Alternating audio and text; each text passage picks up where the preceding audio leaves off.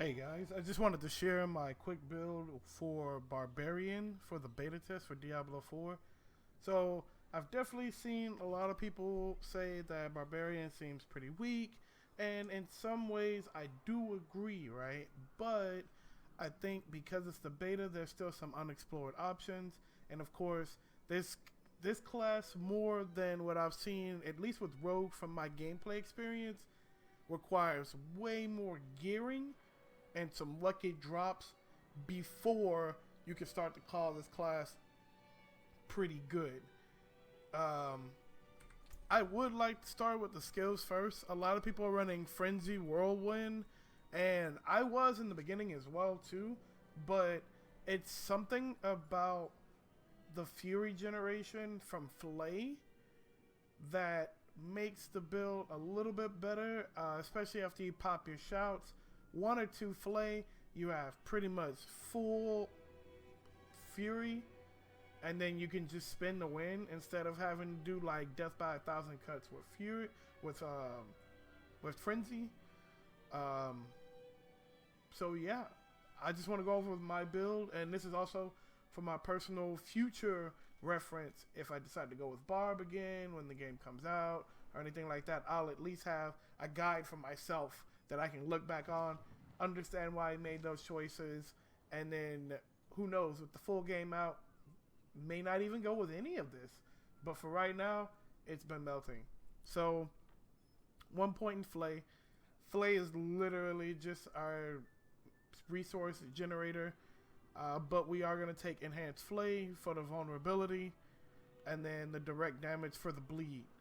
I do want to do a bleed build in the future. I did get a lot of items. I got a lot of legendaries, but I think Barbarian really needs it. So bleed Thorn build definitely could work out too, especially later on. 5 points in the Whirlwind. It's one of our major damage dealers. It clears trash. We're going with Enhanced Whirlwind and Violent Whirlwind because we will have long periods of time where we just get to spin the win. So the extra 30% is really good. I kind of wish we could take this for more bleed damage on Whirlwind, but like I said, that's in the future. Right now, this just works. And I will have videos at the end of the video showing and showcasing me taking on dungeon bosses with ease. I went with 1 point in Rallying Cry, and then Enhanced Cry, so we can get that unstoppable, because there's nothing worse than spinning, and then they just bring us to a halt and then we die. Get that extra resource regeneration in there. It helps so much with the initial fight. Battle Cry, Rallying Cry with the War Cry. No extra enhancements, just double War Cry, spin to win. We take 1 point in Leap as well with Enhanced Leap. So this will make it to where we can traverse the map without a mount. This will be inconsequential really in the future because we'll get a mount, but this is still good for going through dungeons, right? And I also have a piece of equipment that reduces cooldown per every enemy that I do hit. So not only will I get cooldown if I whiff to traverse the map, but I'll also get it on entering a fight as well. And especially after you pop the 2 shouts and leap right in, you almost have full generation. You flay a couple times, give something vulnerable, and then spin to win. Power Leap, gotta gain the extra fury. This pretty much doubles once we have both of our shouts going on, especially with the 50% more resource regeneration. It's actually kind of crazy. We don't take anything in weapon mastery. I was running Death Blow, which was crazy good for single target damage. And hell, even if you could kite the group next to an elite, you get to swing, hit the elite with a huge single target damage, kill a mob, reset the cooldown because of the Death Blow. Where is it?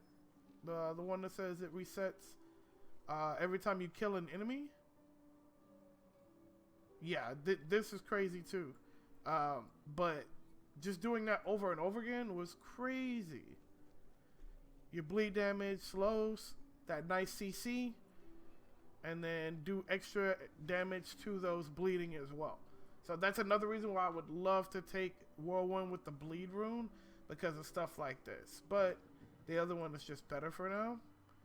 And then a lot of people went with Call of the Ancients. I tried Call of the Ancients, and it's okay for the burst damage, but once you drop it and you don't instantly melt the boss, you have to run around and kind of wait for this to cool down and reset.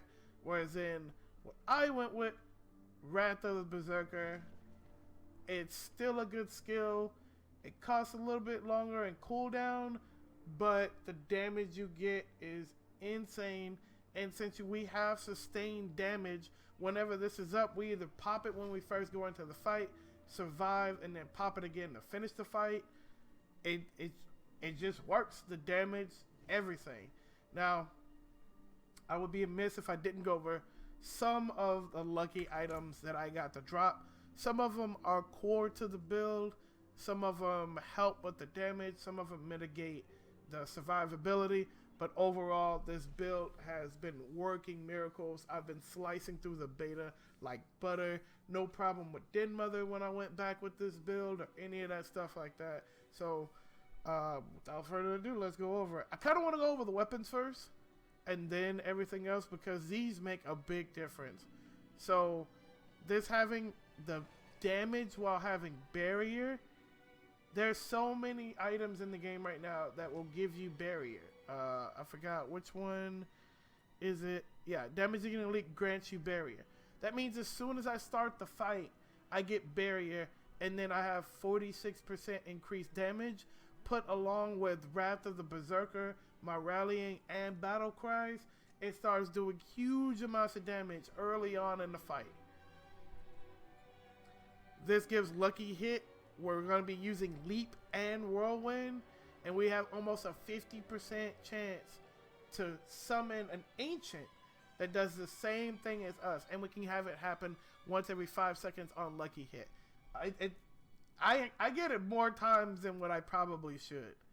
This one's a little bit more controlled, letting us generate a Dust Devil after every 100 Fury that we gain. And once again, once we pop the cries, do Leap, hit with Flay, we're getting that 100 really fast.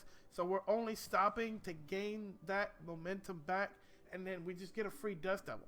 And it's 91 damage, and it doesn't just like hit and then go away. It hits, moves a little bit, goes in a direction, and then goes away. So it does a little bit of sustained damage.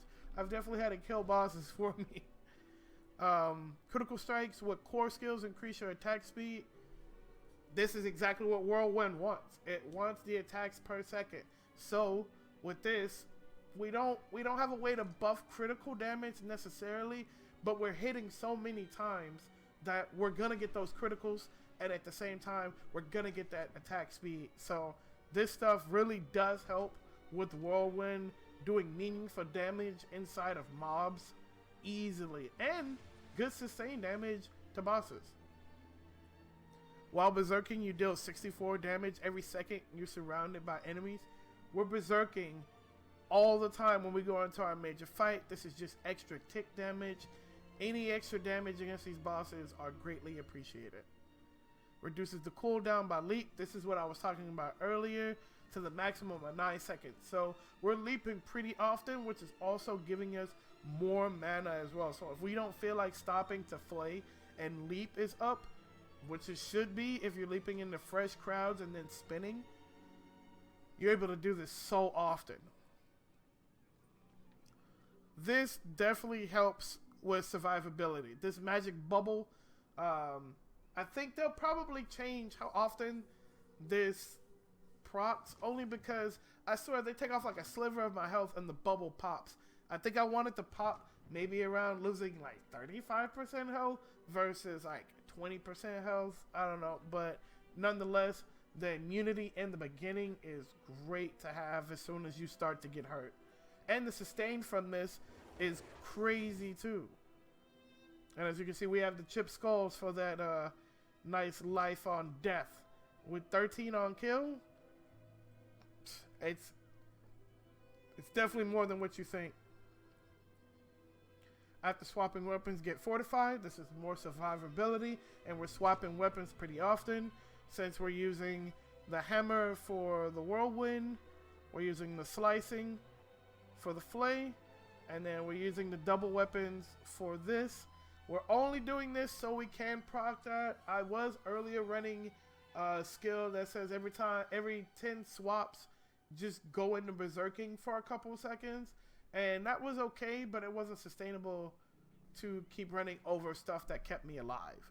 That's the real big thing about running Barbarian, is about staying alive. I believe we can finish the fight.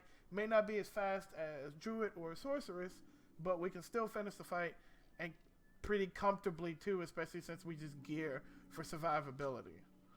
Direct damage against bleeding gives you stun for 2 seconds. Just more crowd control, and we take advantage of it as we can. Sometimes they're just standing there while we're doing it. This combos to give us the barrier with this, and then you have 20% increased crowd control duration and deal 47% increased damage to unstoppable enemies. And a lot of enemies, actually, especially bosses, are seemingly unstoppable unless you stun and daze them from the stagger mechanic that I greatly appreciate as a barbarian, because a lot of our stuff racks up their stun.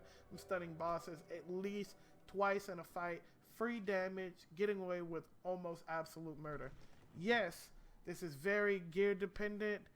Yes, I played the hell out of this beta, but it was worth it, especially to take the Barbarian up to the tippy top of Mount Ariat, where a lot of people say that he or she is currently not at. I can't wait for Necromancer next week. I hope you found this build at least a little insightful as to maybe to change something of your own, or if you got other items to be able to work in tandem, or if this just inspired you to try out the Berserking ultimate skill. For sure, that means my job is done. Thank you, and I hope you enjoy the clips. Peace.